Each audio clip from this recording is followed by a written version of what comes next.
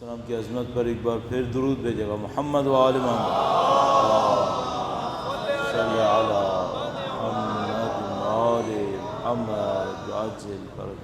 شب جمعہ انشاءاللہ خدا متعال آپ کی اور ہمارے مرحومین کی مغفرت فرمائے. انشاءاللہ مرحومین کی قبور کو، ان کی برزخی زندگی کو قرآن و اہل بیت کی نورانیت سے منور فرمائے. انشاءاللہ اس دنیا کی ہر قسم کی سختی، پریشانی، عذاب، مشکل، تاریکی سے اور ہر قسم کی پریشانیوں سے محفوظ فرمائے. انشاءاللہ خدا متعال ہم سب کی زندگیوں کو اہل بیت اطہار و قرآن کی ہدایت پر چلنے میں گزر بسر کرنے کی سعادت نصیب فرمائے. امام کے ظہور میں تعجیل فرمائے، ان کی نصرت اور اسراء میں شہادت نصیب فرمائے. تمام دعاؤں کی قبولیت کے لیے ایک بار پھر درود بھیجیں. محمد و آل محمد صلی علی محمد و آل محمد عجل فرجهم. فاتحہ. بسم اللہ الرحمن الرحیم. الحمد للہ رب العالمین الرحمن الرحیم مالک یوم الدین. ایاک نعبد و ایاک نستعین. اهدنا الصراط المستقیم صراط الذین انعمت علیہم غیر المغضوب علیہم ولا الضالین. صلی اللہ علیہ وسلم. بار دیگر درود بھیجے گا. محمد و آل محمد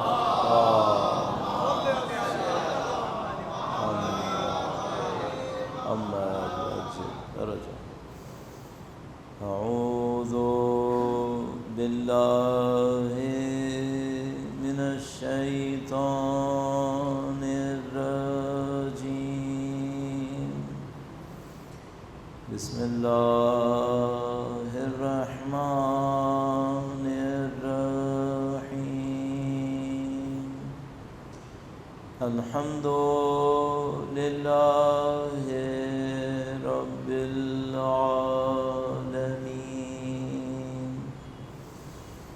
والصلاة والسلام علی سید الانبیاء والمرسلین حبیب الہ العالمین ابی القاسم محمد صلی علی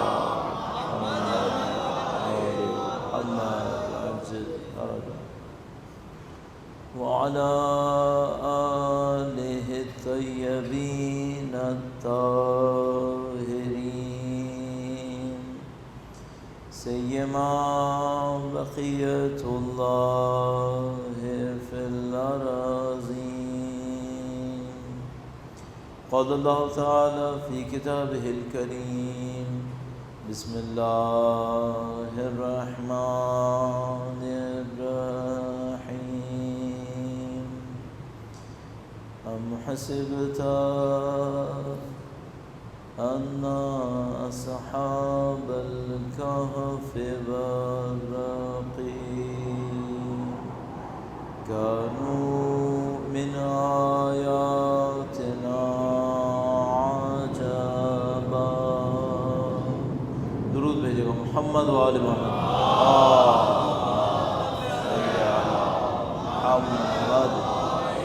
محمد عجل فرجهم. پروردگار عالم کا انتہائی لطف و کرم، انتہائی احسان، بے پناہ نعمتوں پر جو خدا متعال نے نصیب فرمائی. دین خدا کی نعمت، قرآن و اہل بیت اطہار علیہ السلام کی ہدایت تک پہنچنا اللہ کی عظیم الشان نعمت. ان اوقات کی پہچان کرنا، شب جمعہ، روز جمعہ خدا متعال کی نعمتوں میں سے.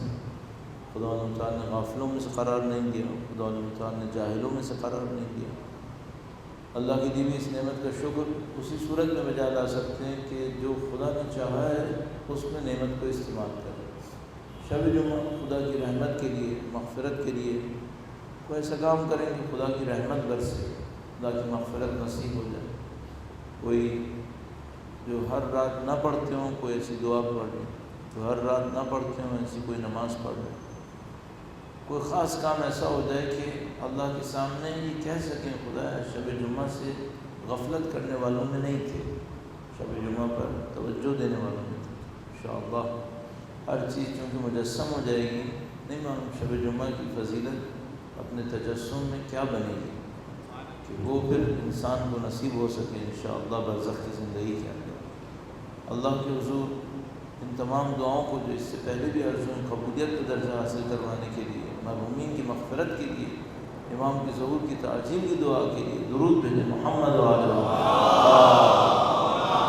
صلی علی محمد آل محمد وعجل فرجہ۔ دین مبین میں اس بات کی طرف کئی دفعہ متعدد مقامات پر اشارے میں صراحت کے ساتھ بیانات دیے گئے کہ ہم اللہ کی مخلوق کو کم حساب نہ کریں، محدود حساب نہ کریں۔ دیکھیے کہ ہماری زندگی جو یہ بھی خدا کی ایک مخلوق ہے، حیات جو خدا نے ہمیں دی ہے، اگر اس کو کوئی ظاہری طور پہ دیکھے تو 60-70 سال کی ہے، کہ مثلا جو انسان اس دنیا میں آتا ہے 70-80 سال، کم تر بیشتر اتنے میں زندگی ختم ہو جاتی ہے۔ تو حیات کو اگر کوئی خدا کے ریفرنس میں نہ دیکھے تو بہت مختصر ہے، لیکن اگر کوئی خدا کے ریفرنس میں دیکھے تو یہی انسانی زندگی ابدی ہے، خالدین فیہا بالآخر انہیں انسانوں کے لیے ہے۔ تو بہت بڑی ایک حقیقت یہ ہے کہ انسان ہر چیز کو خدا کے ریفرنس میں دیکھنا شروع کرے۔ خدا کے ریفرنس میں دیکھے تو کوئی چیز خطرناک نہیں ہے، پھر ہر چیز خدا کی نعمت لگے گی۔ اور ہم نے چند دن پہلے تذکرہ کیا کہ مثلا ملک الموت سے کیا کریں کہ ڈر نہ لگے، کیا کریں کہ ملک الموت سے اچھائی ذہن میں آئے۔ تو اس کے لیے چند جملات عرض کریں گے، اگرچہ موضوع تو نہیں ہے لیکن چونکہ پہلے کسی نے کہا تھا، ہم نے کسی نے یاد دلایا، درود بھیجے گا۔ محمد وعلی محمد صلی علی محمد وعلی محمد وعجل فرجہ۔ شاید پہلے آپ کی خدمت میں عرض کیا تھا ان بزرگوں سے نقل قول کرتے ہوئے کہ یہ جو ہمارے دلوں میں خواہشیں ہوتی ہیں، یہ خواہشیں ملحق کرتی ہیں۔ خطبہ تھا آپ کے ذہن میں ہوگا کہ امام نے فرمایا تھا کہ حضرت صالح کی جو ناقے تھی اس کو ایک آدمی نے آخر کیا تھا، لیکن سزا سب کو ملی تھی۔ کیوں؟ چونکہ لوگ ملحق کر دیے جائیں گے محبتوں کے اوپر، نفرتوں کے اوپر۔ تو انسان کے دل میں جو محبت ہوتی ہے یہ خود ایک دعا بن جاتی ہے۔ مثلا خدا نہ کرے نعوذ باللہ تعالیٰ اگر کسی انسان کے اندر ظلم پر نفرت نہیں ہے تو کہیں نہ کہیں یہ ظلم کا چاہنے والا ہے، کہیں نہ کہیں ظلم کا چاہنے والا ہے۔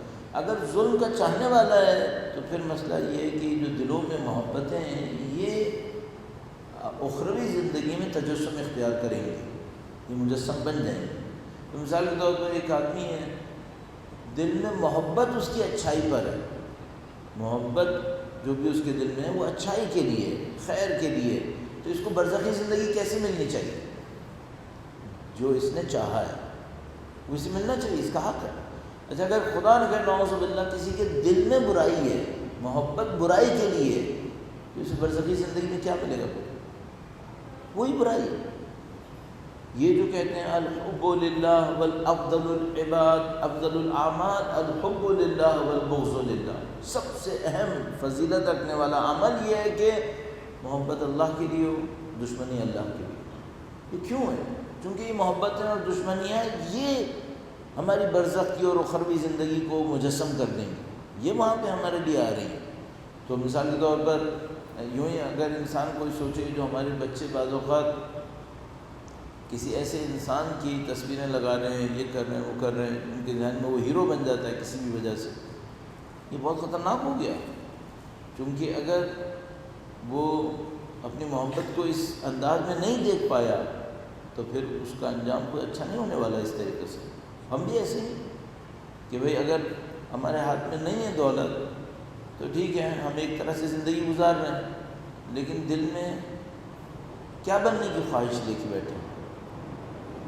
بہت معذرت کے ساتھ کہوں گا، مثلا ہے مسلمان، ہے فرش ازا پر، لیکن مثلا اپنے ذہن میں کہیں نہ کہیں اس کے بیٹھا ہوا ہے کہ بولے گا بھی نہیں، کاش بل گیٹ جیسی دولت میرے پاس آ جاتی مثلا، صحیح؟ اچھا یہ دل میں چھپا ہوا ہے یا نہیں چھپا ہوا؟ صحیح، یہ بالکل وہی ہے۔ تقریباً وہی ہے کہ جیسے وہ قارون، قرآن کریم فرماتا ہے قارون ایک دن اپنے سارے زیور آلات کے ساتھ، سارے شان و شوکت کے ساتھ لوگوں کے سامنے کھڑا ہوا، تو بڑے بڑے جو کل تک کچھ کہہ رہے تھے آج کہنے لگے اے کاش ہمارے پاس بھی ایسا ہی کچھ ہوتا. کیوں؟ آج اس کی شان و شوکت کا دن تھا. تو مرعوب ہو گئے اور ان کے دل میں جو محبت کسی اور کے لیے ہونی تھی وہ قارون کے لیے سلپ کر گئے. صحیح. اب سوال یہ ہے کہ بھئی اگر میرے دل میں ایک چیز کے لیے محبت ہے، یہ ملک الموت یہ کون ہے؟ اللہ کا نمائندہ ہے، مامور ہے کہ یہ مجھے کسی چیز سے علیحدہ کرے. اچھا یہ جو اللہ کا نمائندہ ہے یہ مجسم خدا متعال کی نمائندگی میں یہاں ظاہر ہوئے. اچھا کہ میرے دل میں محبتیں خدا کے نام پر ہیں تو اس سے میری کیا دشمنی ہے؟ اس سے میری کیا سختی ہے؟ کچھ بھی نہیں. دوستی یہ بالکل ایسے ہی ہے. اگر ہوا ایسے کہ زیادہ سے زیادہ ایسا ہوگا کہ میں غربت میں، وطن سے دوری میں ایک عزیز سے مل گیا،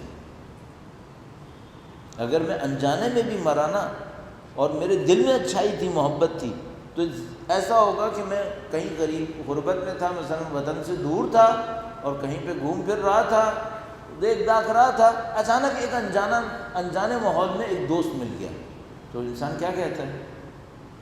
اچھا ہوا، الحمدللہ دوست مل گیا.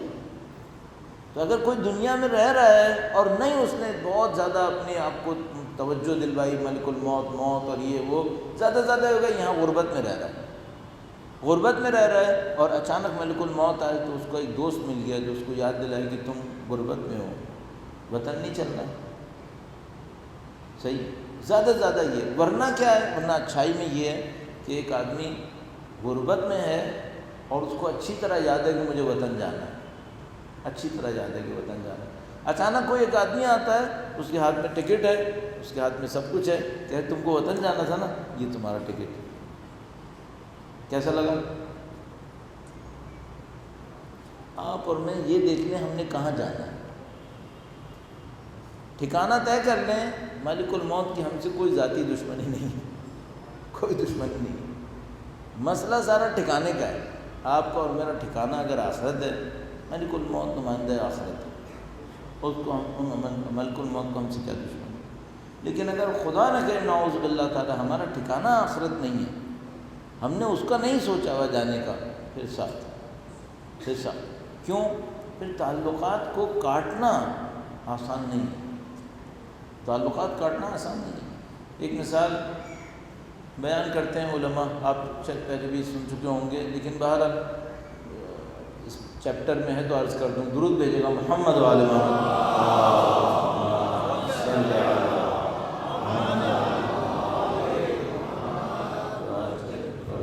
ہم لوگ اپنی زندگی میں آبجیکٹیوز بناتے ہیں، اہداف بناتے ہیں.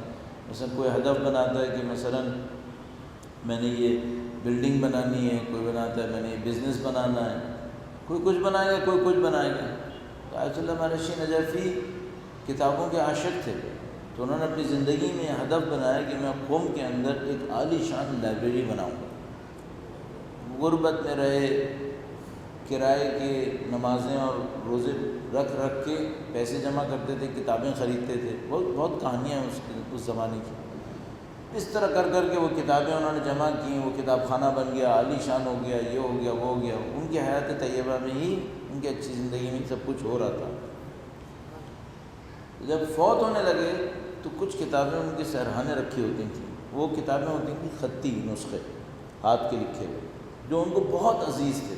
اب ظاہر ہے ہم لوگوں کو کتابوں سے وہ محبت ہے نہیں، تو ہم اس بات کو سمجھ نہیں پائیں گے کہ کوئی کتابوں سے اتنی محبت کرے. مثلا بے تکی ایک مثال عرض کر رہا ہوں، بے تکی سے ذہن کو نزدیک لانے کے لیے. مثال کے طور پر فرض کریں کہ کسی کو کسی گاڑی سے محبت ہے، تو وہ گاڑی بیچنا نہیں چاہتا، چاہے وہ کام آئے یا نہیں آئے، کہتا نہیں ہے اس کو پڑھانے دو، مجھے اچھی لگتی ہے. کسی کو مثال کے طور پر کوئی گولڈ کا پیس ہے، اس سے محبت ہے، تو کام آئے یا نہیں آئے اس کو اچھا لگتا ہے کہ یہ میرے پاس رہے. کسی کے پاس کوئی ہیرا ہے، اس کو اس سے لگاؤ ہو گیا. تو آپ کی میری زندگی میں پتہ نہیں کون سی چیز ایسی ہو جس میں ہمارا دل اٹک جائے کہ نہیں یار یہ نہیں ہونا چاہیے، یہ نہیں ہونا چاہیے. تو آقا کا دل اس لحاظ سے کتابوں پہ ٹھکتا تھا کہ کتابیں میرے پاس، یہ والی کتابیں میرے پاس رکھی ہوں۔ تو اپنی وفات سے چند دن پہلے اپنے فرزند کو بلایا اور کہنے لگے کہ یہ کتابیں لائبریری کو دے دو۔ تو انہوں نے کہا کہ ساری زندگی تو یہاں رہی ہیں، جس کو چاہیے ہوتا ہے ویسے ہی لے لیتا ہے، اور آپ کیوں جلدی کر رہے ہیں؟ یعنی رہنے دیں یہیں پہ، فوت ہوں گے تو میں دے دوں گا کتاب خانے کو۔ یعنی نہیں، میں نہیں چاہتا کہ مرنے سے پہلے کسی بھی چیز کی محبت میرے دل میں رہ جائے، چاہے یہ کتاب ہی سے نہیں ہونی چاہیے۔ مرتے وقت میرے دل میں دنیا کی کسی چیز کی محبت نہیں ہونی چاہیے، چاہے کتاب ہی صحیح یہ چاہیے ہمیں۔ کاش یہ نصیب ہو ہمیں کہ ہم اس بات کو بار بار سوچ رہے ہوں کہ اب اگر جانا ہی ہے تو اس کو بھی رکھ کے کیا کرنا ہے۔ کاش یہ ہمارے دماغ میں بار بار آتا رہے۔ آپ نے دیکھا کتنا امام نے تاکید فرمائی ہے، ذکر موت، ذکر موت، موت کو یاد کرو، موت کو یاد کرو۔ اچھا ایک کام کر سکتے ہیں، اسائنمنٹ۔ زندگی میں مشکلات تو آتی رہتی ہیں، پریشانیاں آتی رہتی ہیں، میں بھی پریشانی سے گزر رہا ہوں، تذکرہ میں تم کہہ دیتا ہوں۔ ایک مومن بھی مشکل سے گزر رہے ہیں اور ماشاءاللہ خدمت گزار ہیں، مخلص ہیں، محنت کرتے ہیں، بیماری عارضے میں ہیں، اللہ سے دعا کرتے ہیں خدایا ان بیمار کو اور تمام اہل بیت کے چاہنے والے جو کسی بھی بیماری میں مبتلا ہیں سب کو شفا عاجل و کامل نصیب فرما۔ اور جو لوگ بھی جن کے بھی اعزاء اقربا اس دنیا سے رخصت ہوئے ہیں خدایا ان تمام مرحومین کے تمام گناہ صغیرہ و کبیرہ کی مغفرت فرما۔ خدایا تو نے دین کے اوپر زندگی نصیب فرمائی ہے، دین کی پاکیزگی پہ موت نصیب فرما۔ درود بھیجے محمد و آل صلی علی محمد و آل محمد وعجل فرجہم۔ جو زندگی کی مشکلات سے گزر رہے ہیں ان کی مشکلات کی آسانی کے لیے درود بھیجے محمد و آل محمد صلی علی آل محمد وعجل فرجہم۔ اسائنمنٹ یہ ہے کہ آپ کسی مشکل میں پڑیں، تھوڑی دیر کے لیے رکیں اور سوچیں کہ مرنا ہے یا نہیں مرنا ہے۔ مرنا ہے تو زیادہ بڑی مشکل کیا ہے؟ زیادہ بڑی مشکل یہ ہے کہ بری موت آئے، یہ مسئلہ نہیں ہے۔ کہ میں اپنی زندگی میں بار بار یہ چیز نوٹ کرتا ہوں کہ کوئی ایک پرابلم آتی ہے، لگتا ہے یہ وہ ہے جو سب سے بڑی مشکل ہے۔ کبھی ایسا لگنے لگتا ہے یہ جو سب سے بڑی مشکل ہے، آپ اس کے لیے گڑ گڑا رہے ہیں، رو رہے ہیں، یہ کر رہے ہیں، وہ کر رہے ہیں۔ 2-3 مہینے بعد، 4 مہینے بعد آپ کو یاد آئے گا اس وقت مجھے وہ مشکل کتنی بڑی لگ رہی تھی، تو آپ کہیں یہ اتنا بڑا مسئلہ بھی نہیں تھا، فی الحال میں اتنی بڑی لگ رہی تھی۔ یہ دنیا عجیب ہے، واقعاً عجیب ہے۔ اور میں تو آپ نہیں تذکرہ کروں گا کہ بہرحال بڑی بڑی مشکلات گزر جاتی ہیں، بڑی بڑی مشکلات گزر جاتی ہیں۔ تو ایک بس جملہ ذہن میں رکھیے گا، کیا ہے؟ یہ سب گزر جائے گا، اینڈ ہمارا اللہ کی طرف لقاء ہے، واپسی، بس باقی سب گزر جائے گا۔ جو مرے ہیں وہ بھی کہیں نہیں گئے، وہ وہیں گئے جہاں تھوڑی دیر بعد میں نے اور آپ نے جانا ہے۔ وہ کہیں نہیں گئے، غائب نہیں ہوئے، چھپے بھی نہیں ہیں، سب وہیں گئے جہاں تھوڑی دیر کے بعد میں نے اور آپ نے پہنچ جانا ہے۔ یہ جو موت کی یاد ہے نا، یہ مشکل کو آسان کرنے والی، یہ موت کی یاد مشکل کو آسان کرنے والی۔ تو اس کو تجربہ کریں، یہ جو ہم نے نہج البلاغہ میں 2-4 دفعہ پڑھا کہ بھئی موت یاد کرو، موت یاد کرو، تو تجربہ کریں کہ اگر موت کو واقعاً یاد کرتے ہیں تو کیا ہوتا ہے۔ پھر جو آپ کی اندر ایک یقین ڈیولپ ہوگا نا موت کی یاد کے اوپر، وہ بہت قیمتی ہوگا، اس سے آپ کو بہت اثر ہوگا، آپ کو اور ہم انشاءاللہ۔ درود بھیجے گا محمد و آل محمد، اللہم صلی علی محمد و آل محمد وعجل فرجہم۔ اللہ اکبر، یا رسول اللہ، یا اللہم صلی علی محمد و آل محمد وعجل فرجہم۔ ایک کلام تھا جو میں کئی دفعہ آپ کی خدمت میں عرض کر چکا تھا کہ میں عرض کروں گا، اور ہر دفعہ ذہن میں رہ جاتا تھا، کل بھی مارک کر کے رکھا تھا لیکن پھر بھول گیا، اور وہ کلام وہی تھا جو میں نے آئینے کی مثال میں عرض کیا تھا کہ اگر کوئی دنیا کی طرف دیکھے تو کیا ہوگا، اور اگر پوری دنیا کو وسیلہ بنا کے دیکھے تو کیا ہوگا۔ اب بلا تاخیر اسے عرض کرتا ہوں۔ یہ خطبہ نمبر 80 ہے۔ کل پرسوں میں نے خطبہ نمبر 79 عرض کیا تھا، یہ خطبہ نمبر 80 ہے۔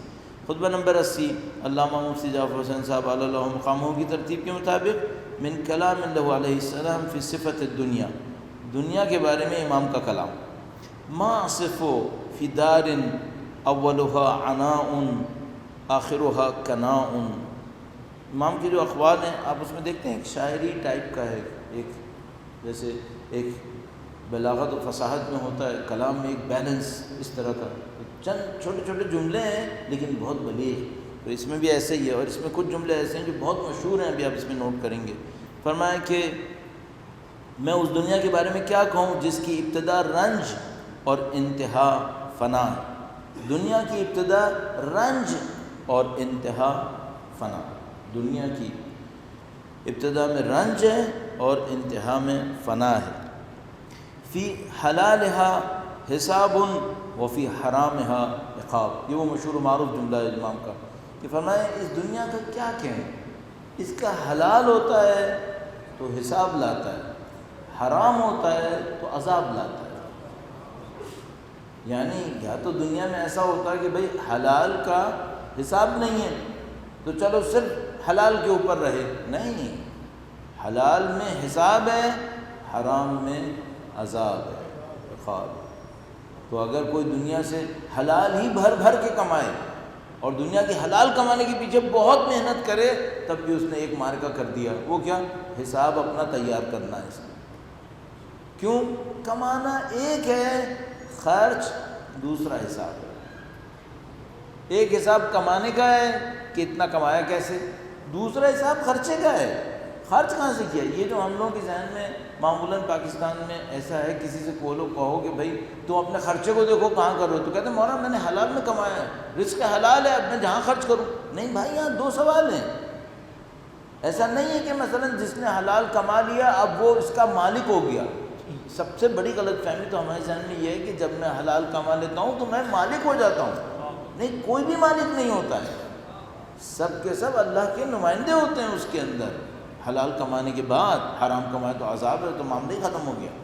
تو ہم فرما رہے ہیں کہ فی حلالہا حساب وفی حرامہا عقاب، من استغنا فیہا فتن ومن افتقر فیہا حزن۔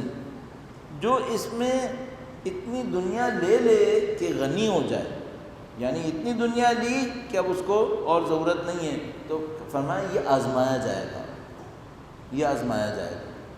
یہاں ایک بہت عجیب بات ہے، وہ یہ ہے کہ اگر کسی کے پاس دنیا حلال سے بڑھ جائے تو امتحان میں آئے گا یا نہیں آئے گا؟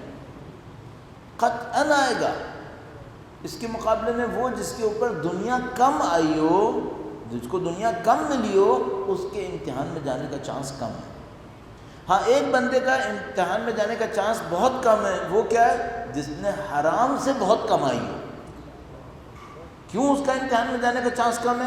کیونکہ اس کا اسٹریٹ راستہ جہنم پہ لگ چکا ہے، اس کا راستہ کہیں اور فکس ہو چکا ہے، اس کا معاملہ ختم ہو چکا ہے۔ اور یہ میں خطرناک، اپنی دانش خطرناک بات عرض کرتا چلوں کہ ہم لوگوں کے نزدیک، اب میرے دماغ پیچھے سے کہہ رہا ہے کہنے کا بھی ہے یا نہیں ہے، اچانک دماغ میں آ تو گیا کہ کہتا چلوں، لیکن سوچا ہوں پیچھے کہنے کا ہے بھی یا نہیں۔ اگر نہیں ہوا کہنے کا تو میں بعد میں ریکارڈنگز میں سے کٹوا دوں گا، ابھی بول دیتا ہوں اللہ مالک۔ ہم لوگوں کے نزدیک جتنے بھی انسان 4 ہاتھ پاؤں سے چل رہے ہیں، یہ سب انسان ہیں، سب انسان ہیں۔ اسلام میں ایسا نہیں ہے، یہ سب اسلام میں یہ سب انسان نہیں ہے۔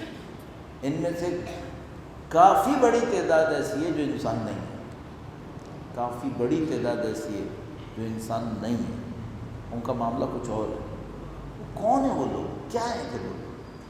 شاید فل ان دا بلینکس ہے، کوئی خالی جگہ ہے جو فل ہو رہی ہے، دیٹس اٹ۔ شاید آزمائش کے لیے خلق ہوئے، شاید امتحان کے لیے خلق ہوئے۔ کیا مطلب؟ اس مقابلے میں نہیں ہے جس میں خدا دعوت دے رہا ہے، یہ اس مقابلے سے باہر ہے۔ آپ اس کو ابھی فی الحال مانیں نہ مانیں کوئی مشکل نہیں ہے، لیکن یہ میں آپ کی خدمت میں عرض کرتا چلوں کہ اگر میں نے آپ کو پہلے دوسرے دن کہا تھا نا کہ میرا کام یہ ہے کہ بعض اساتذہ سے سنوں اور آپ کی خدمت میں ریفلیکٹ کر دوں، تو یہ جو بات میں نے ابھی آپ سے کہی ہے یہ آیت اللہ جوادی عاملی صراحت سے کہہ چکے ہیں، اور امام خمینی اپنی تقاریر میں صراحت سے کہہ چکے ہیں، صحیح ہے؟ تو وہ بلکہ آیت اللہ جوادی عاملی نے تو یہاں تک کہا کہ دنیا کے دھوکوں میں سے جو اگر وحی کو نکال دیں تو جو انسان کو دھوکے آتے ہیں ان دھوکوں میں سے ایک دھوکہ یہ ہے کہ ہر 4 پائے 2 پاؤں پہ چلنے والے 4 ہاتھ پاؤں رکھنے والوں کو سمجھ رہے سب انسان، ان کا دھوکوں میں سے ایک دھوکہ یہ ہے، جبکہ ایسا نہیں۔ اچھا اس کے اوپر دلائل کم ہیں؟ نہیں، دلائل بہت ہیں، دلائل بہت ہیں۔ اگر قرآن کریم فرماتا ہے کہ تم اللہ اور اس کی نبی کی بات پر لبیک کہو جب وہ تمہیں پکاریں تاکہ وہ تمہیں زندہ کریں، تو یہ مردہ کون لوگ ہیں جن کو نبی اور اللہ کی بات پر لبیک کہنے کے بعد زندگی ملے گی؟ یہ مردہ کون ہے؟ انسان ہے یا جانور ہے؟ انسان، دیکھنے میں انسان، تو ہم ان کو زندہ انسان کہتے ہیں مردہ انسان کہتے ہیں؟ ہم ان کو زندہ انسان کہتے ہیں، اور خدا متعال کیا فرما رہا ہے کہ نہیں یہ مردہ انسان ہے، اگر انسان بھی ہیں مردہ ہیں۔ کچھ کو خدا متعال صراحت سے کہتا ہے کہ انسان نہیں ہیں، یہ 4 پائے جانور ہیں، یہ 4 پائے جانور ہیں، صحیح۔ اب میں ایک اور ذرا سی بات کہہ کے اس کو میں اختتام پہ لے جاؤں، وہ یہ کہ بھائی یہ جو ہماری سائنس میں جو جب ہم لوگ ہیومن ڈیولپمنٹ کو اسٹڈی کرتے ہیں ہسٹری کے اندر، تو ہم انسانوں کا دوسری جو اسپیسیز ہیں جانور ہیں ان کے ساتھ فرق کہاں سے شروع ہوتا ہے؟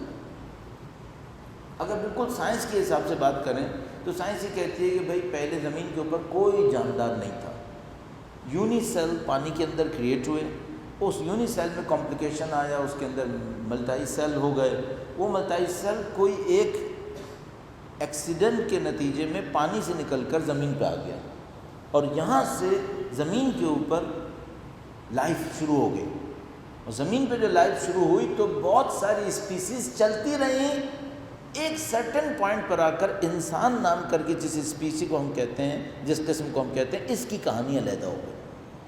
تو وہ جگہ جہاں پہ یہ دوسروں سے علیحدہ ہوا وہ کون سی جگہ تھی؟ صحیح، وہ لوگ یہ کہتے ہیں کہ 2 وجہ میں سے کوئی ایک تھی۔ ایک تو یہ تھی کہ یہ جو انسان تھا اس نے پتھر کو ٹول کے طور پہ استعمال کر لیا، اور باقی یہ نہیں کر سکے۔ مثلا ہم سے کلوزسٹ کون تھا؟ مثلا بندر تھے، تو وہ بندر جو تھے، گوریلاز، چمپینزیز جو کچھ بھی تھے، یہ لوگ پتھر کو اب آلے کے طور پہ، ابزار کے طور پہ استعمال نہیں کر سکے۔ مثلا انسان نے اس پتھر کو لے کے ہتھوڑی بنا لی، یا تیز دھار پتھر بنایا اور اس سے چھری بنا لی، وہ یہ نہیں کر سکے، اور یہاں سے آپ کا اور ان کا معاملہ علیحدہ ہو گیا۔ یا مثلا وہ یہ بیان کرتے ہیں کہ بھئی یہ جو باقی تھے نا یہ 4 ہاتھ پاؤں پہ چلتے تھے، اور یہ جو انسان تھا ایکسیڈنٹلی اس کے کولے کی ہڈی تھوڑی چوڑی ہو گئی، اس کی وجہ سے یہ کھڑے ہونے کے قابل ہو گیا، اور یہ جو کھڑے ہونے کے قابل ہوا تو اس کو ایک ایج مل گئی دوسرے جانداروں کے اوپر، اور یہ اس وجہ سے اس کی ساری تقسیم علیحدہ ہو گئی۔ تو واقعاً لگتا ہے کہ یہی ہوگا، صحیح۔ اچھا اب سوال یہ ہے کہ جن کی کولے کی ہڈی چوڑی ہو گئی وہ سب کے سب عقل میں بھی اتنے ہی چوڑے ہو گئے یا نہیں؟ کچھ کی کولے کی ہڈی تو چوڑی ہوئی لیکن عقل کوئی چوڑی نہیں ہو پائی۔ پھر ایک خطرناک سوال یہ ہے کہ جن کی کولے کی ہڈی چوڑی نہیں ہوئی، کہیں ایسا تو نہیں کہ ان میں سے بعض کے پاس ایسے ہی کوئی عقل ہو؟ یہ سوال جینوین لگتا ہے مجھے، تو کم از کم جینوین لگتا ہے۔ تو وہ تائید ہوتا ہے ان لوگوں کی باتوں سے کہ بھائی یہ جس کو بھی آپ 2 پاؤں پہ چلتا اور 4 ہاتھ پاؤں والا دیکھ رہے ہیں، یہ سب کے سب ایک رینک میں نہیں ہے، کچھ اور معاملہ بھی ہے یہاں پر۔ درود بھیجے گا محمد و آل محمد، اللہم صلی علی محمد و آل محمد۔ اس کے اوپر ڈسکشن کوئی کرنا چاہے تو کر لے۔ ممکن ہے کوئی یہ کہے کہ نہیں یہ انسانیت کی تذلیل ہو گئی اس طرح سے اگر ہم یہ کہیں گے، تو میں عرض یہ کروں گا کہ نہیں، ایک معاملہ یہ ہے کہ ہم ان کو انسان کاؤنٹ کریں دنیاوی اعتبار سے، یہ بات صحیح ہے، وہ کوئی مسئلہ نہیں۔ ایک اور مسئلہ یہ ہے کہ نہیں، درجات کے اعتبار سے سب کو ایک جیسا کاؤنٹ کیا جائے، نہیں، درجات میں کوئی نہیں کاؤنٹ کر پائے گا، یہ ناممکن ہے، یہ نہیں ہو پائے گا۔ ایک احترام ہے وہ سب کے لیے ہوگا۔ من افتقر فیہا حزن من استغنا فیہا فتن، جو اس میں غنی ہو جائے گا اس کو امتحان سے گزرنا پڑے گا۔ ومن افتقر فیہ حزن، اور جو اس کے اندر فقیر رہ جائے گا اس کے دل میں غم رہ جائے گا کہ بھائی میرے پاس نہیں تھا۔ ومن ساءھا فاتتہ، اور جو اس دنیا کے لیے کوشش کرے گا دنیا اسے چھوڑ دے گی، یہ پہلے بھی آ چکا ہے۔ شب جمعہ کی برکتوں کے حصول کے لیے تمام جو لوگ بھی ان مجالس کے لیے اطراف میں کوششیں کر رہے ہیں، ان سب کی مزید توفیقات کے لیے، جتنے بھی مریضوں نے شفا کے لیے دعا کے لیے درخواست کی ہے ان سب کی شفا یابی کے لیے درود بھیجیں۔ محمد و آل محمد صلی علی محمد محمد عاجل۔ کل ہم نے چند جملے صفائی کے حوالے سے عرض کیے تھے باہر، اس پہ کافی اچھا ہمیں تو لگا کہ پازیٹیو ریئیکشن ہوا ہے، تو آپ اس محنت کو جاری رکھیے گا اور اس کو ایک اسٹینڈرڈ کے طور پہ لے لیں کہ بھئی آپ جب بھی عزاداری میں آئیں ان باتوں کا خیال رکھیں کہ آپ کو سید الشہداء کے عزادار ہونے کے ناطے ان کی فکر کا نمائندہ سمجھا جا رہا ہے، اس بات کا خیال رکھیں، نمائندگی کا خیال رکھیں۔ انسان کو ایک جملے میں بس زیادہ آپ کو وقت نہ دوں، بہت سارے موقعوں پہ نسبت کا خیال رکھنا ہوتا ہے، پھر نسبت اسے عزت دیتی ہے۔ دیکھیں ابھی آپ نے ہمیں اجازت دی نا کہ ہم یہاں بیٹھ کر مجلس پڑھ رہے ہیں، ٹھیک ہے، اب ہماری نسبت کس سے بن رہی ہے؟ ممبر سے۔ اچھا اگر ہم اس نسبت کا خیال نہیں رکھیں گے تو ممبر چھن جائے گا، صحیح؟ شاید آپ ہی لوگ منع کر دیں گے کہ بھئی یہ بندہ ہمیں یہاں نہیں چاہیے کیونکہ یہ اس ممبر کے تقدس کا خیال نہیں کر رہا، صحیح؟ تو آپ اپنی زندگی میں بھی ایسے ہی سوچیں، اگر آپ کو ایک نسبت ملی ہے عزادار حسین ہونے کے ناطے، نسبت کا خیال رکھیں، نسبت کا خیال رکھیں۔ یہ نسبتیں کمال ہیں، یہ نسبت وہی محبت ہے نا جو امام نے فرمایا، محبت تعلق وہی، تو آپ باہر خیال رکھیں، صاف ستھرا رکھیں، کوئی آ کے دیکھے اسے پتہ چلے آرگنائز لوگ ہیں، امام کے ماننے والے ہیں۔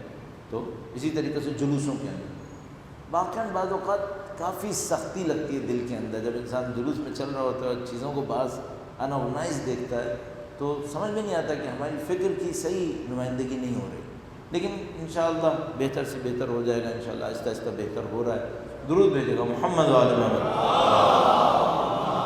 صلی علی محمد آل محمد عاجل۔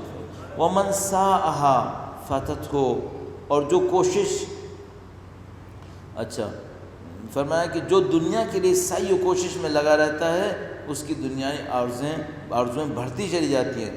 ومن قعد عنہا واتتہ، اور جو دنیا کی اور جو کوششوں سے ہاتھ اٹھا لیتا ہے دنیا خود ہی اس سے سازگار ہو جاتی ہے۔ یعنی اگر مثلا دنیا کے لیے بھاگ دوڑ نہ کرے، اللہ کے لیے کرے، دنیا میں رہتا ہوا کرے گا، لیکن اگر صرف دنیا کو ہدف بنا کے نہ کرے، خدا کی بندگی کی خاطر کرے، تو پھر دنیا اس کے ساتھ سازگاری میں آ جاتی ہے۔ سازگاری میں آ جاتی ہے کیا مطلب؟ دنیا اس کے دین کو نقصان نہیں پہنچا سکتی، ورنہ اگر یہ دنیا کے پیچھے بھاگتا ہے نہ دین بچتا ہے نہ اس کی دنیا بچتی ہے، بڑی مشکلات ہوتی ہے۔ تو امام نے فرمایا یہ، اس کے بعد آخری جملہ اس سلسلے میں وَمَنْ أَبْصَرَ بِهَا بَصَّرَتْهُ، اور جو دنیا کو عبرتوں کا آئینہ سمجھ کر دیکھتا ہے تو دنیا اس کی آنکھوں کو روشن کر دیتی ہے۔ وَمَنْ أَبْصَرَ إِلَيْهَا أَعْمَتْهُ، اور جو دنیا ہی پر نظر رکھتا ہے تو دنیا اسے نابینا بنا دیتی ہے۔ جو دنیا سے بصیرت دے دنیا اسے روشنائی دیتی ہے، جو دنیا کو دیکھنے میں غرق ہو بس دنیا اس کو اندھا کر دیتی ہے۔ اور یہاں سے وہ پوائنٹ مل رہا ہے کہ جو قیامت کے دن اٹھنے والا کہتا ہے خدا میں اندھا کیوں؟ اندھے اس لیے ہو کہ تم دنیا میں اتنے غرق ہو گئے تھے کہ تم نے اپنی بصیرت ختم کر دی، اب تمہیں اندھے پن کا سامنا کرنا پڑے گا۔ اور میں نے اسی پہ کہا تھا کہ اسی پہ آپ قانون کے طور پر سمجھ سکتے ہیں کہ اگر کوئی دنیا میں غرق ہو تو اس کی آنکھیں جاتی ہیں، اور اگر کسی کی عقل دنیا میں غرق ہو جائے تو اس دنیا میں عقل سے محروم ہونے والا ہے۔ اور اسی طریقے سے تمام چیزیں، تو یہ کہانی ابھی چل رہی ہے اس طریقے سے۔ میں اگلے پیراگراف اگلے خطبے کے اوپر فوراً جاؤں، آپ کا وقت اس وقت بہت ہمیں بس کم ہو گیا، اور یہ خطبہ یہ جو اب میں آپ کی خدمت میں عرض کر رہا ہوں یہ 432 کلمات خسار میں 432 ہے۔ درود بھیجے گا محمد و آل محمد۔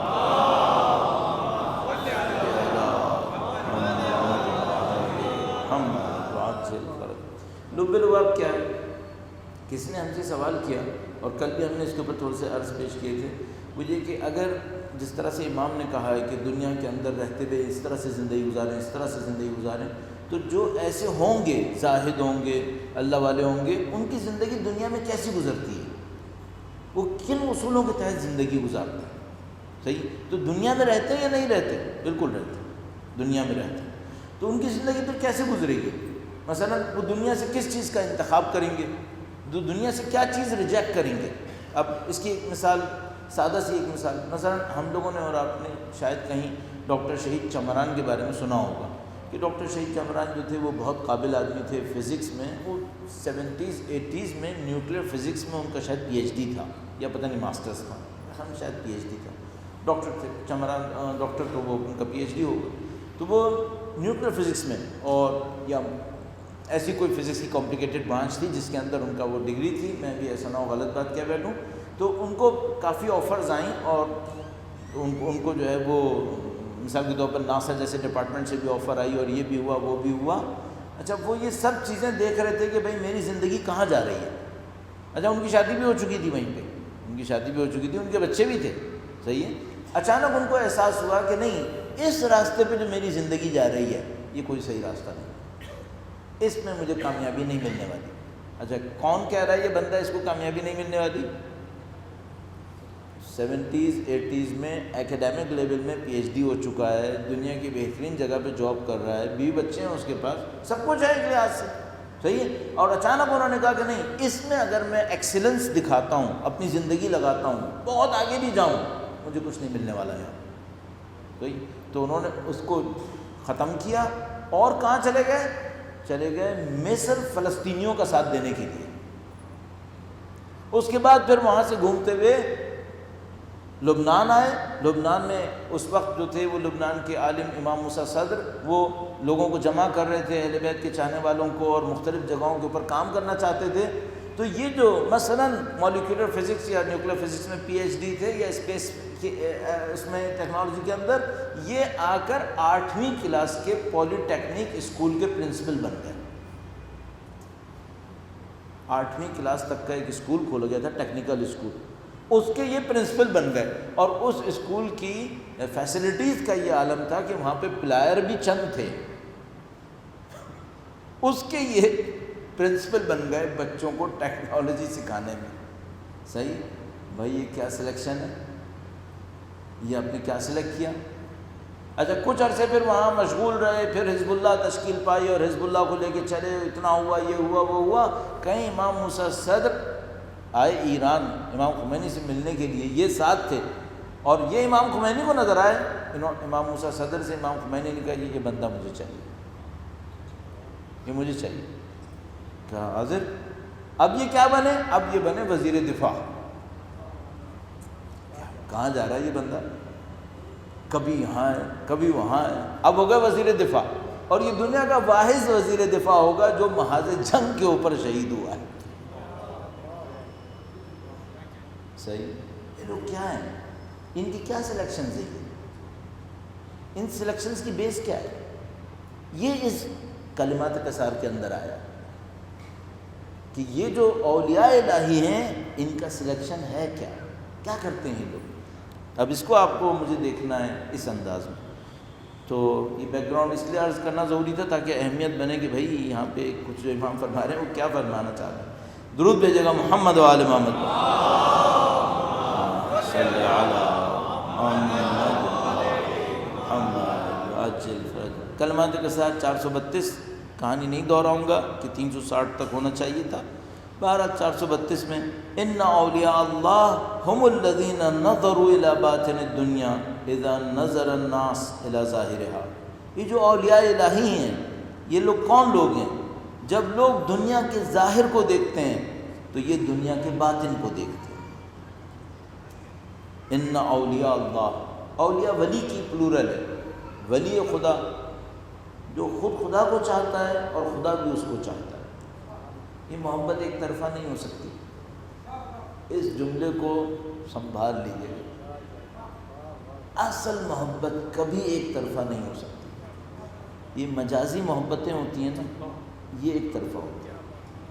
ایک آدمی سونا پسند کرتا ہے، سونا اسے نہیں جانتا۔ ایک آدمی گھر چاہتا ہے، گھر اسے نہیں جانتا۔ ایک آدمی کے مثلاً کوئی جوان کسی لڑکی کے پیچھے بھاگ رہا ہے، کوئی لڑکی کسی لڑکے کے پیچھے بھاگ رہی ہے، وہ اس کو نہیں پہچانتا، وہ اس کو نہیں جانتا۔ یہ مجازی محبتیں ایک طرفہ ہوتی ہیں۔ لیکن اگر آپ امام حسین کو چاہتے ہیں، آپ کی مجازی محبت نہیں ہے، یہ دو طرفہ ہوتی ہے۔ جتنا آپ امام کے لیے روئیں گے نا، ادھر سے بھی کچھ ہے یہاں، یہ دو طرفہ ہے۔ لبیک یا حسین، لبیک یا حسین، لبیک یا حسین، لبیک یا حسین۔ درود بھیجے گا محمد و آل محمد، صلی علی محمد و آل محمد وعجل۔ دوستان خدا وہ ہیں، اولیاء الہی وہ ہیں کہ جب لوگ دنیا کی ظاہر کو دیکھتے ہیں تو وہ اس کے باطن کو دیکھتے ہیں۔ اذا نظر الناس واشتغلوا بعاجلها اذا اشتغل الناس بعاجلها، جب لوگ اس کی جلد میسر آ جانے والی نعمتوں میں کھو جاتے ہیں تو وہ آخرت میں حاصل ہونے والی چیزوں میں منہمک رہتے ہیں۔ لوگ کس میں کھو جاتے ہیں؟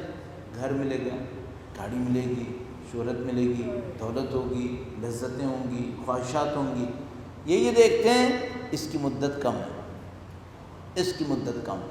وہ نہیں چاہیے جس کی مدت کم ہے، وہ چاہیے جس کی مدت زیادہ ہے۔ ان سب کی مدت کم ہے، یہ نہیں چاہیے۔ تو فرمایا کہ جب لوگ اس کی جلد میسر آ جانے والی نعمتوں میں کھو جاتے ہیں، لوگ تو غرق ہو جاتے ہیں ظاہر دنیا میں، تو وہ آخرت میں حاصل ہونے والی چیزوں میں منہمک رہتے ہیں۔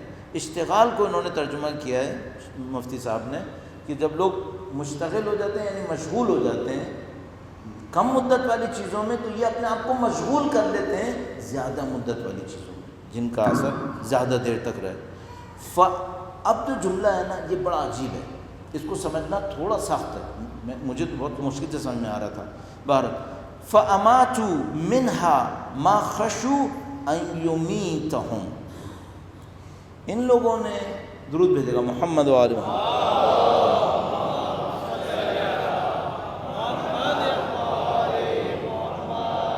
یا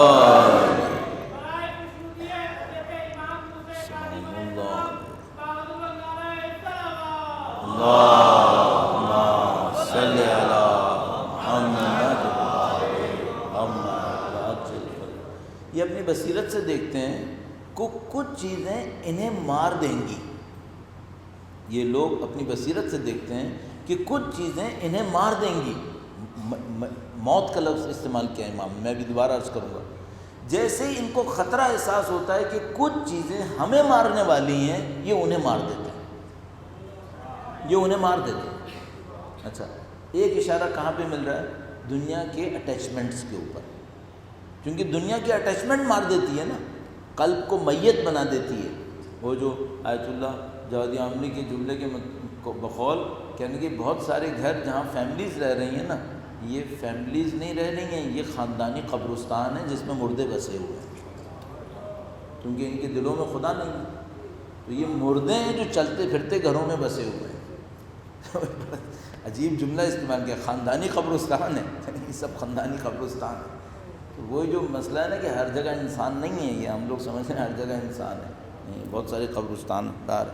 تو فرمایا فَأَمَاتُوا مِنْهَا مَا خَشُوا أَن يُمِيتَهُمْ، ترجمہ فرمایا جن چیزوں کے متعلق انہیں یہ کھٹکا تھا کہ وہ انہیں ماریں گی، ترجمے میں لکھا تباہ کریں گی، جبکہ وہاں میت لفظ استعمال ہوا ہے عربی میں، انہیں تباہ کریں گی، انہوں نے انہیں تباہ کر دیا۔ اور وَتَرَكُوا مِنْهَا مَا عَلِمُوا أَنَّهُ سَيَتْرُكُهُمْ، جن چیزوں کے بارے میں ان کو یہ پتہ چل گیا تھا کہ یہ ہمیں چھوڑنے والی ہیں، یہ خود سے چھوڑ کے کھڑے ہو گئے. صحیح. بس دو چیزیں دو قسم کی ہیں. ایک وہ چیز ہے جو نقصان نہیں پہنچائے گی لیکن ساتھ بھی نہیں دے گی. ایک وہ چیز ہے جو نقصان نہیں پہنچائے گی لیکن ساتھ بھی نہیں دے گی. تو انہوں نے کہا کہ ہم ویسے ہی چھوڑ دیتے ہیں، کیونکہ بھائی یہ تو ویسے ہی ہمارا ساتھ نہیں دے گی، تو ہم کیوں رکھیں اس کو اپنے پاس. ایک چیز ایسی تھی جس کے بارے میں ان کو ڈر ہوا کہ یہ تو ہمیں میت بنا دے گی، یہ تو ہمیں مار دے گی. تو جیسے ان کو احساس ہوا کہ یہ مار دے گی، انہوں نے کہا اس سے پہلے کہ یہ ہمیں مارے ہم اس کو مار دیتے ہیں. ٹھیک ہے. مثال لے لیتے ہیں. مثلا اگر خدا نہ کرے نعوذ باللہ تعالیٰ میں دنیا کی جاہ طلبی کے پیچھے بھاگا، دنیا کی جاہ طلبی کے پیچھے یعنی دنیا کا مقام، دنیا کے اندر لوگ مجھے یہ کہیں وہ کہیں، اچھا یہ جو جاہ طلبی کی خواہش ہے یہ مجھے کیا کرے گی؟ یہ مجھے قتل کر دے گی، یہ میرے وجود کو ختم کر دے گی. تو وہ فوراً اولیاء الہی یہ سمجھ بیٹھے کہ یہ چونکہ مجھے قتل کرنے والا ہے، اس سے پہلے کہ یہ مجھے مارے میں اس کو مار دیتا ہوں. تو انہوں نے اپنی جاہ طلبی کا خاتمہ کر دیا. اچھا اب دنیا کی کچھ محبتیں ایسی ہیں جن کو پتہ ہے کہ یہ ساتھ نہیں دیں گی، یہ چھوڑ کے چلی جائیں گی. اس ٹائپ کی محبتوں کو بھی انہوں نے خود سے چھوڑ دیا کہ ہم ویسے ہی چھوڑ دیتے. اچھا اب آپ کے ذہن میں ظاہر ہے یہ سوال آئے گا کہ بھائی اولاد کہاں گئی یہاں، بھی بچے اولاد بالآخر. تو وہ لوگ کبھی بھی ان چیزوں کو بھی خدا کے سائے کے بغیر نہیں دیکھتے. وہ بھی بچوں کو بھی کس میں دیکھیں گے؟ خدا کی دی ہوئی امانت میں دیکھیں گے. صحیح. تو اگر کوئی ان سے یہ کہے کہ بھائی یہ بچے عزیز ہیں، کہے گا نہیں بچے عزیز نہیں ہیں، خدا کی دی ہوئی امانت عزیز ہے. خدا نے ایک امانت میرے ہاتھ میں دی ہے، یہ مجھے عزیز ہے. جس دن یہ میرے اور خدا کے درمیان رکاوٹ بن رہا ہوگا میں اس کو چھوڑنے کو تیار ہوں. میں اس کو چھوڑ دوں، میں اس کو نہیں لے کے چل سکتا. اب آپ تصور کریں یہ جو ڈاکٹر چمران تھے، یہ پتہ نہیں کہاں سے میرے ذہن میں بار بار ان کا نام آیا جا رہا ہے. یہ بہت معذرت چاہتا ہوں، آپ لوگوں کو شاید برا لگے، میں معذرت پہلے سے چاہتا ہوں. یہ اپنی بیوی کو بہت چاہتے تھے، بہت چاہتے تھے، بہت رسپیکٹ کرتے تھے. کتنی رسپیکٹ کرتے تھے، معذرت چاہ رہا ہوں اگر آپ کو یہ بات میں برا لگے. کسی نے مجھے ایک دفعہ ڈانٹا تھا کہ تم نے ایسی باتیں کیوں کہیں. تو میں نے اس سے کہا کہ بھائی ایسا ہے، جب مجھے عقل میں آتی ہے کہ یہ مجھے کہنا ہے تو میں کہہ دوں گا، اور میں زیادہ سے زیادہ یہ کروں گا 2 دفعہ معذرت چاہ لوں گا اور اپنا معاملہ صاف کر دوں گا. تو وہ جب شادی کرنے گئے ان خاتون سے، کہانی لمبی ہے میں شارٹ کروں بالکل. تو اس کے لڑکی کے باپ نے کہا ان کے ٹو بی سسر نے کہ دیکھو بیٹا تمہارے پاس کچھ ہے نہیں. یہ لبنان میں رہ رہی تھیں اور یہ لبنان میں 8ویں کلاس کے اسکول کے پرنسپل تھے. تو انہوں نے کہا کہ تمہارے پاس تو کچھ ہے نہیں، اور یہ جو میری بیٹی ہے یہ جس گھر میں پلی ہے، یہ جب صبح کو اٹھتی ہے نا تو نوکر پیچھے سے اس کا بستر صحیح کر دیتا ہے، اور جب تک یہ واش روم سے تیار ہو کے آتی ہے تو اس کی ٹیبل پر 1 گلاس دودھ اور 1 گلاس کافی رکھ دی جاتی ہے کہ اس کو جو پسند ہو یہ وہ پی لے گی. تو بیٹا تم اس کو کیا دینے والے ہو؟ تو ڈاکٹر نے کہا کہ میں تو کچھ بھی نہیں دے سکتا ہوں اسے، آپ اس سے پوچھ لیں کہ یہ میرے ساتھ چلنا پسند کریں گی یا نہیں کریں گی. میں کچھ نہیں دے سکتا، لیکن اس کا وعدہ میں کر رہا ہوں یہ میں کروں گا. تو وہ ہنسا جو ان کا سسر تھا، کہنے ہاں بیٹا ٹھیک ہے تم وعدے کر رہے ہو تو تم کر لو گے پھر. تو بہرحال وہ جا کے انہوں نے بتایا کہ لڑکی کو کہ بھائی اس طرح ایک آدمی آیا. وہ لڑکی جو تھی وہ اس اسکول میں پڑھاتی تھی، تو اس کو پتہ تھا کہ یہ بندہ کیسا ہے، تو اس نے ایگری کیا کہ ہاں مجھے اس سے شادی کرنی ہے. خیر وہ شادی ہو گئی. ڈاکٹر صاحب جو ہیں وہ ان کے ساتھ زندگی گزارتے رہے. اچھا اب ڈاکٹر صاحب مجاہد آدمی ہیں، کبھی یہاں ہیں کبھی وہاں ہیں، وہ ان کا محاذ پہ جانا ہے، اور ظاہر خاتون تو محاذ پہ نہیں جا سکتی. تو یہ جنگ کے زمانے میں بہت زیادہ محاذ وغیرہ پہ جاتے تھے، تو بہت کم گھر میں آتے تھے. تو مدتیں گزر گئیں اس شادی سے. تو جب بھی گھر پہ ہوتے تھے یہ 2 کام ضرور کرتے تھے شادی کے سالوں بعد تک. کیا کہ وہ جب بیوی اٹھ کے باتھ روم جائے تو بستر صحیح کریں گے اور دودھ کا ایک پیالہ وہاں لا کے رکھیں گے. تو ان کی بیگم نے کہا کہ دیکھو چمران اب ہم بوڑھے ہو گئے، اب یہ چونچلوں کی گنجائش نہیں ہے. تو انہوں نے کہا کہ نہیں معاملہ بوڑھے جوانی کا نہیں ہے، میں تمہارے بابا سے وعدہ کیا، میں وعدہ خلاف نہیں کروں گا، وعدہ کیا. صحیح.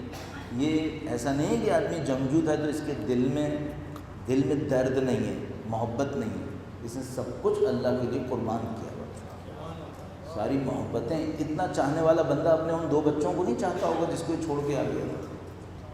بہت چاہتا ہوگا، لیکن اس نے سب کچھ خدا کے لیے قربان کیا۔ تو امام نے یہ فرمایا کہ جو اولیاء الہی ہوتے ہیں یہ جس چیز سے ڈرتے ہیں کہ یہ انہیں قتل کر دے گی، یہ اسے قتل کر دیتے ہیں، جس چیز سے ڈرتے ہیں کہ یہ انہیں چھوڑ کے کھڑی ہو جائے گی، یہ چھوڑ کے کھڑے ہو جاتے ہیں۔ وَرَأَوْا اسْتِكْثَارَ غَيْرِهِمْ مِنْهَا اسْتِقْلَالًا، دوسروں کے دنیا زیادہ سمیٹنے کو اور دوسروں کے دنیا زیادہ سمیٹنے کو کم خیال کیا اور اسے حاصل کرنے کو کھونے کے برابر جانا۔ اچھا، دوسرے لوگ جس چیز کو یہ کہتے ہیں، مثلا انہوں نے کوئی نیک عمل انجام دیا، دوسروں نے دیکھا اور کہا کہ یہ تو بہت بڑا کام انجام دیا، یہ ہمیشہ کیا کہتے ہیں؟ یہ کوئی بڑی بات نہیں تھی، یہ کوئی بڑی بات نہیں تھی۔ تو جس کو دوسروں نے زیادہ بڑا سمجھا اعمال کی دنیا میں، اس کو انہوں نے ہمیشہ کم سمجھا۔ اور آخری جملہ عرض کروں اس سلسلے میں، وَدَرَكَهُمْ لَهَا فَوْتًا، جس کو دنیا کے زیادہ دوسروں کے دنیا زیادہ سمیٹنے کو کم خیال کیا اور اسے حاصل کرنے کو کھونے کے برابر جانا۔ یعنی مثلا کوئی دنیا حاصل کرتا ہے تو وہ سمجھتا ہے میں نے کچھ حاصل کیا، اور یہ جب حاصل کرتے ہیں دنیا تو یہ سمجھتے ہیں ہم نے کچھ کھو دیا ہے، اس پہ ہمیں محنت نہیں کرنی چاہیے تھی۔ وہ ان چیزوں کے دشمن ہیں جن سے دوسروں کی دوستی ہے، اور ان چیزوں کے دوست ہیں جن سے اوروں کی دشمنی ہے۔ اہل دنیا جن چیزوں سے دوستی کرتے ہیں یہ اس سے دشمنی کرتے ہیں، اور جن سے اہل دنیا دشمنی کرتے ہیں یہ اس سے دوستی کر لیتے ہیں۔ صحیح ہے؟ اچھا، یہ آدمی دنیا میں سکون سے سانس لے پائے گا؟ نہیں، اس کی دنیا سخت رہے گی، اس کی دنیا سخت رہے گی۔ ایک جملے میں مثلا یہ رہے گا ابو ذر، یہ رہے گا ابو ذر، ہر چیز میں سختی۔ دنیا کہہ رہی ہے یہ کر لو، یہ کر لو، یہ ہو جائے گا، حضرت ابو ذر کہہ رہے ہیں نہیں، میں یہ تو ہرگز نہیں کروں گا، میں تو وہ کروں گا۔ تو جب سب لوگ کہاں چل رہے تھے، حضرت ابو ذر کہیں اور جا رہے تھے۔ صحیح؟ عزیزان محترم، اگر یہ دور غیبت سے پہلے کا آخری دور ہے، صحیح ہے، تو یہ سمجھ لو کہ پھر جو ہم لوگوں کے اوپر چھلنی چلے گی اور چل رہی ہے، اس میں بچنے والے لوگ بہت کم ہوں گے۔ اگر یہ دور غیبت سے پہلے کا آخری دور ہے، اللہ کرے کہ وہ ہم تو ابھی تک اپنی زندگی میں یہی سوچتے آئے کہ انشاءاللہ ہے، تو پھر یہ سمجھ لو کہ جو چھلنی چلے گی وہ کوئی ہلکی نہیں ہوگی، وہ ہم سب کو چھان کے رکھ دے گی، اور ہم میں سے بہت کم لوگ ایسے ہوں گے کہ جو اس کے کٹاؤ سے بچیں گے۔ یہ سادہ کام نہیں ہوگا، یہ میں سوچوں کہ میں 4 جملے بول لوں گا میں بچ جاؤں گا، آپ سوچیں کہ ہم نے فلاں جگہ نہیں گئے، یہاں آئے تو بچ جائیں گے، یہ نہیں ہونے والا۔ اس کا کٹاؤ بہت سخت ہوگا، اور ہمیں معلوم ہے، آپ کو معلوم ہے کہ جب ہم تاریخ میں جا کے دیکھتے ہیں تو کیوں لوگ اتنے کم ہیں، کیوں اتنے کم ہیں؟ کیا وہ قرآن نہیں پڑھتے تھے باقی لوگ؟ کیوں سید الشہداء کے ساتھ لوگ کم ہیں؟ باقی لوگ قرآن نہیں پڑھ رہے تھے، باقی لوگ مثلا روایتیں نہیں سنی تھی، سب سنا، لیکن وہ جب چھلنی چلتی ہے، آخری دل کے کونے میں کوئی ایک حسرت دنیا کی رہ گئی ہے، یہی مروا دی، یہی مروائی۔ کل پرسوں قاضی والی بات کہی نا میں نے، ایک لالچ رہ گئی تھی اس بیوقوف کے دل میں، مروا دیا اسے۔ یہ مت سوچیے گا کہ اگر یہ وقت آخری وقت ہوگا یہ معاملے آسانی سے نپٹیں گے، آسانی سے نہیں نپٹیں گے، ہمیں بہت محنت کرنی پڑے گی۔ اب یہ ہے کہ لطف خدا شامل حال ہوگا، اور ایسا بھی نہیں ہے کہ زمینیں بنجر ہوتی ہیں، کچھ زمینیں تو آباد ہوتی ہیں اور باقی زمینیں بنجر ہوتی ہیں، نہیں، ایسا نہیں ہوتا۔ بنجر نظر آنے والی زمینوں میں بھی بہت کچھ ہوتا ہے، تو نا امید ہو جائیں کہ ہم نہیں کر سکتے، نہ اتنے پر امید ہو جائیں کہ عمل سے پیچھے رہ جائیں۔ ہاں، یہ نہ سوچیے گا کہ بغیر سختی اٹھائے ہو جائے گا، نہیں، سختی اٹھائے بغیر نہیں ہونے والا، یہ طے شدہ بات ہے۔ اور میں نے عرض کیا، اسی لیے یہ سارا معاملہ سخت ہوا ہے کہ سید الشہداء کے ساتھ دینے والے اتنے کم رہ گئے، اور اتنی مصیبتیں اٹھانی پڑ گئیں، اتنی مشکلات اٹھانی پڑ گئیں، اور کیا کیا مشکلات اٹھانی پڑیں اور کیا کیا مصیبتیں اٹھانی پڑیں۔ اللہ اکبر۔ جنگ ہوتی، شمشیریں چلتی، لوگ زمین پہ گرتے، جنگ ختم ہو جاتی، پھر کربلا نہیں تھی، کربلا کچھ اور، کربلا کچھ اور، کربلا ایک اور میدان جنگ۔ عام میدان جنگ دو لشکروں کی جنگ ہوتی ہے، کربلا میدان جنگ ہے کسی اور قسم کے لشکر ہیں جو ٹکرا رہے۔ دنیا میں کون سا لشکر ہے جہاں ایک جنگجو 6 ماہ کا ہے؟ کہیں نہیں ہوتا۔ کربلا میں جنگجو 6 ماہ کا ہے۔ دنیا میں کون سا لشکر ہے جہاں پر، اللہ اکبر، یہ جملہ کہنا کتنا سخت لگنے لگتا ہے بعض اوقات، واقعاً بعض اوقات ہم سے لوگ پوچھتے ہیں، کہتے بھی ہیں کہ مولانا ماہ سفر کے ایام میں آپ بازاروں اور دربار کے مصائب کیوں نہیں پڑھتے؟ کل بھی پرسوں بھی کسی سے کہا، بھائی میں معذور ہوں، یہ میری کمزوری ہے، میری ناتوانی ہے، میں نہیں پڑھ پا رہا ہوں، میں نہیں پڑھ سکتا ہوں۔ اب آپ جبر کرتے ہیں تو میں 2 جملے بول دیتا ہوں، لیکن مجھے اچھا نہیں لگتا ہے۔ دوسرے لوگ پڑھ رہے ہیں، آپ انہیں سن لیا کریں، میری ناتوانی ہے، مجھ سے نہیں کہا جاتا ہے اولاد فاطمہ بازاروں میں۔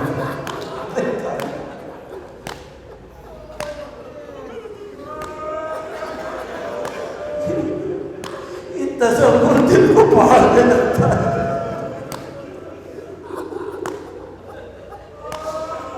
جب تو میدانوں میں لڑی جاتی ہے، جب شمشیروں سے لڑی جاتی ہے، نیزوں سے لڑی جاتی ہے، کہیں چادروں سے جنگ لڑی جاتی ہے،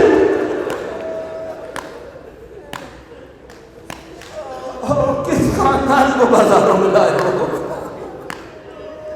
جس خاندان کی طہارت اور عصمت کی گواہی قرآن کریم دے، اس خاندان کی مخدرات بے کجاوہ اماریوں پہ سوار ہو کر بازاروں میں جائے۔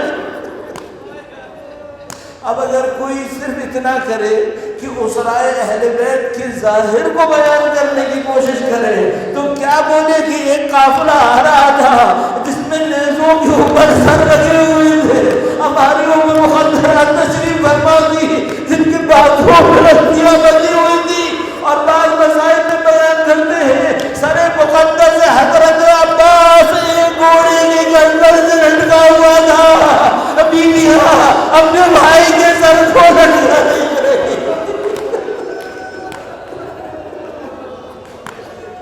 کبھی بیوی اپنے بھائی کے سر انگس کو دیکھتی تھی، کبھی ان بچوں کو دیکھتی تھی جو ان لوگوں کی طرح بھگار ہو رہے تھے، کبھی اس بچی کو دیکھتی تھی جس کی گردن میں رسی بندھی ہوئی تھی، جو رسی کے کھینچنے پر گردن کو بچتا نہیں۔